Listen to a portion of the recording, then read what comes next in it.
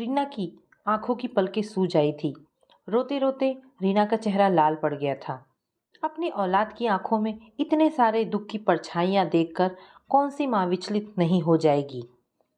सुधा के दिल और दिमाग में शून्यता गहराती जा रही थी, इसलिए सुधा का तड़प उठना भी स्वाभाविक ही था।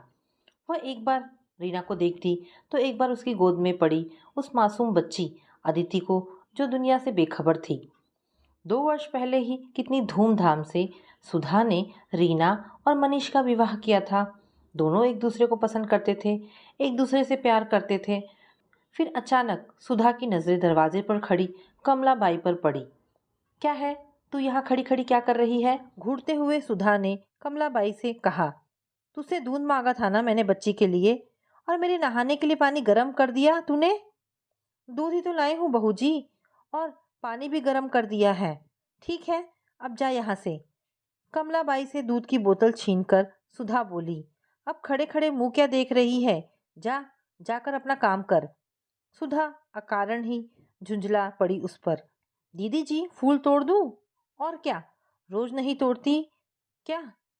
सुधा अच्छी तरह जानती थी कि कमला क्यों किसी न किसी बहाने यहीं चक्कर काटते रहना चाहती है।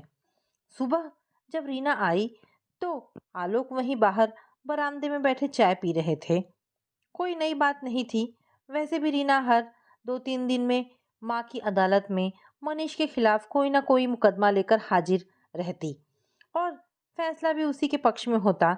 कभी यह कि मनीष आजकल लगातार ऑफिस से घर देर से आता है, तो कभी यह कि मनीष फिल्म दिखाने का वादा करके समय पर नहीं आया, तो कभी यह कि मनीष मेरा बर्थडे भूल गया। इन बातों को उसकी माँ सुधा ने भले ही महत्व दिया हो, पर पिता आलोक हर बात हंसी में उड़ा देते। अक्सर यही होता कि शाम को मनीष आता, सारे गिले शिकवे छू मंतर, और दोनों हंसते मुस्कुराते वापस घर चले जाते। पर आज बात कुछ और ही थी। आलोक की आंखें अखबार पर मंडरा रही थी, पर कान कमरे में चल रहे माँ बेटी के बातचीत पर ही लगे रहे। बस माँ, अब और नहीं। अब यह ना कहना कि झगड़ा तुमने ही शुरू किया होगा, या तो तुम्हें समझौता करना ही नहीं आता। मैं अब उस घर में कभी कदम नहीं रखूंगी। मैं तो कभी सोच भी नहीं सकती कि मनीष के दिल में मेरे सिवा किसी और का भी ख्याल रहता है। बताओ माँ, मेरे प्यार में ऐसी कौन सी कमी थी जो मनीष मैंने अपनी आंखों से उस लड़की की बाहों में बाहें डाले मनीष को मार्केट में घूमते और फिर थिएटर में जाते देखा है। सिसकती हुई रीना बोली।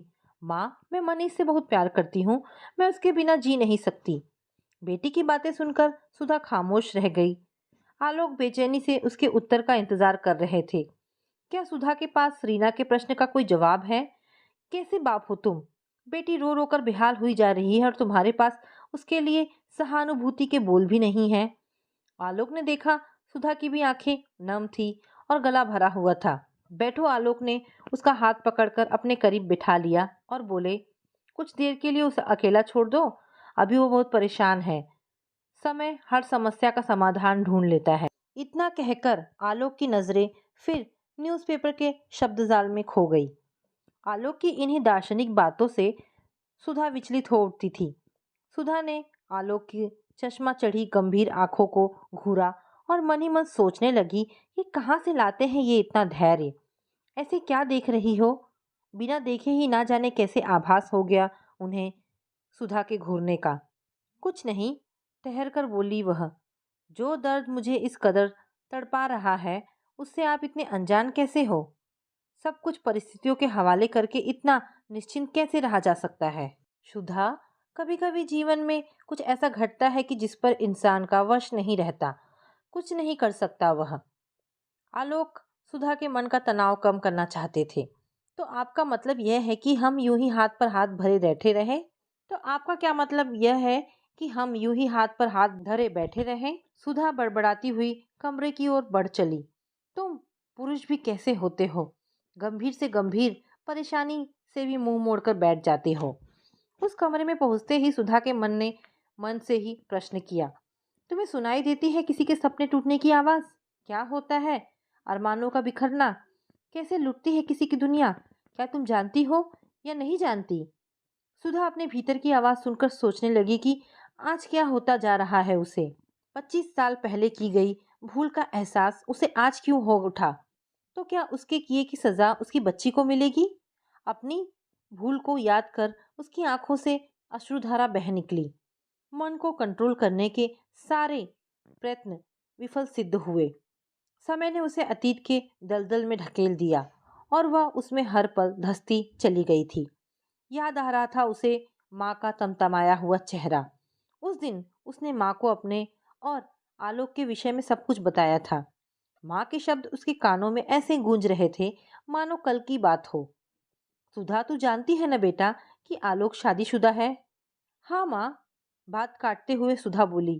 पर यह कहाँ का न्याय है कि एक इंसान जिस रिश्ते को स्वीकार ही नहीं करता उसका बोझ ढोता रहे, और फिर उसकी पत्नी नेहा, वह खुद नहीं रहना चाहती आलोक के साथ। बेटा, रिश्ते कोई पतंग की डोर तो नहीं कि एक हाथ से छूटी और दूसरे ने लूट ली। और वह क्यों ऐसा चाहेगी? कभी सोचा है तूने? एक पत्नी अपने पति के साथ कब रहना नहीं चाहती? जानना चाहती है तू? इसलिए नहीं कि वह उससे ज्यादा किसी और को चाहता है, बल्कि इसलिए कि उसने उसके विश्वास को तोड़ा है, एक मर्यादा का उल्लंघन किया है।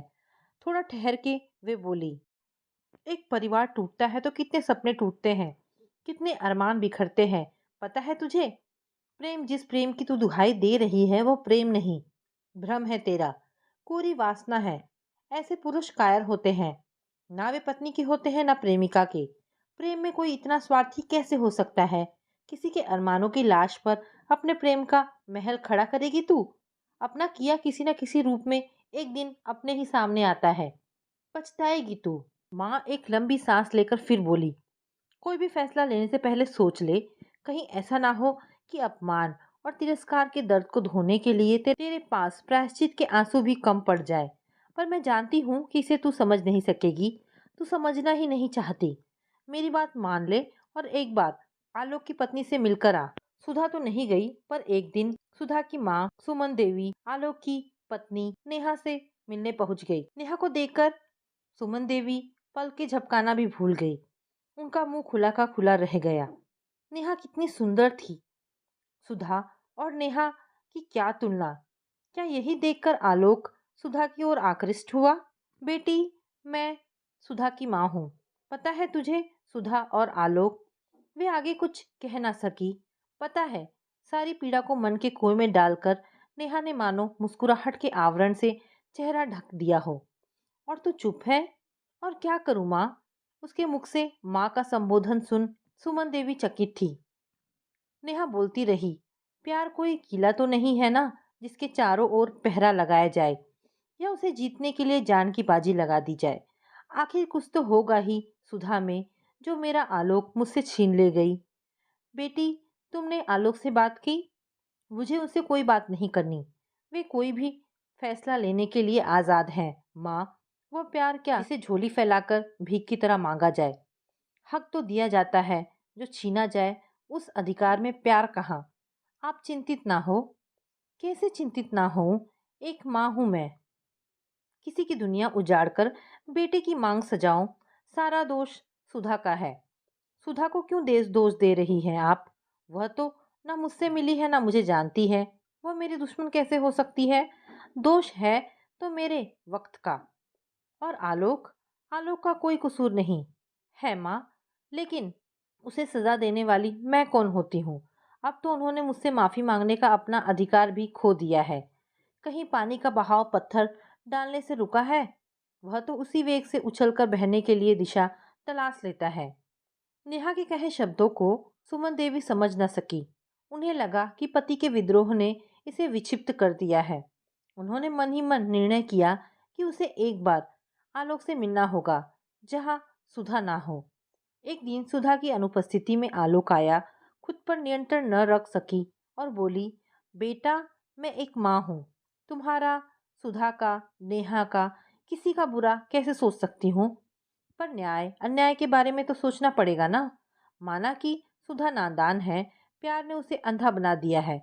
उसने आज तक जिस चीज पर उंगली रखी वह उसे मिली है।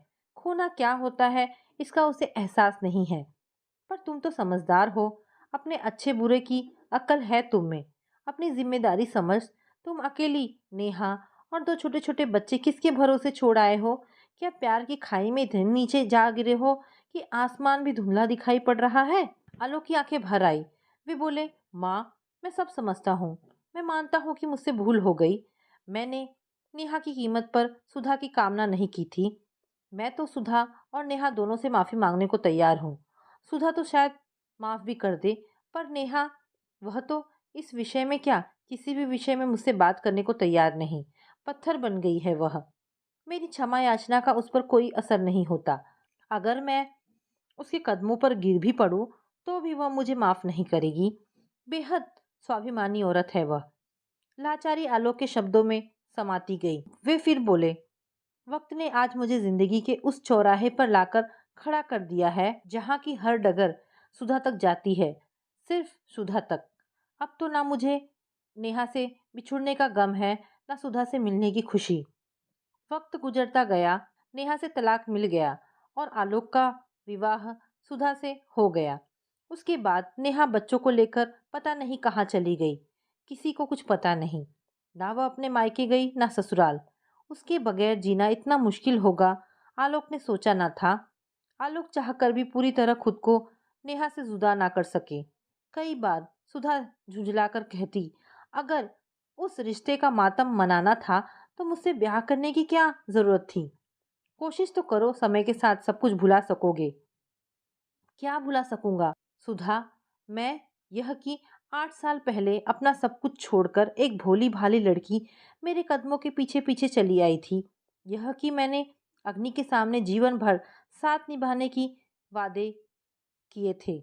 कैसे भूल जाऊं उसके सिंदूर से भरी मांग? कैसे भूल जाऊं उसके हाथों की लाल चूड़ियां?